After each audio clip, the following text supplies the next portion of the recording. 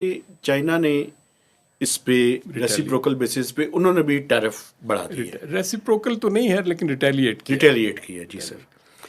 आप इसको, ये जो सारा कुछ चल रहा है, इसका ग्लोबल ग्रोथ के ऊपर और ग्लोबल जो ट्रेड के रूल्स ऑफ द गेम है उसके ऊपर क्या असरात होंगे? देखिए, दो चीज़ें हैं। जो स्टॉक मार्केट का जो ब्लीडिंग हुई है पिछले 2 दिनों में, उससे तो ये सेंस नज़र आती है कि ग्लोबल डिमांड कॉन्ट्रैक्शन जो है वो फोर्स की जा रही है, और जो क्रूड की कीमत नीचे आई है वो भी उसी तरफ इशारा कर रही है। वैसे ये पाकिस्तान का फ़ायदा नहीं होगा सर? इवेंचुअली अगर ब्रेंट और नीचे आ जाता है तो और फ़ायदा हो जाएगा।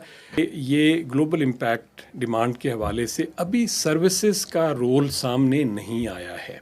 ठीक है।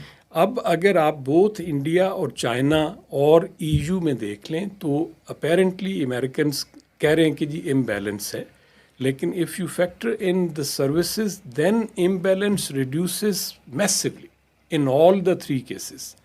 ईयू गुड्स ज़्यादा एक्सपोर्ट करता है यूएस को, लेकिन यूएस कहीं ज़्यादा सर्विसेज जो है वो ईयू को एक्सपोर्ट करता है।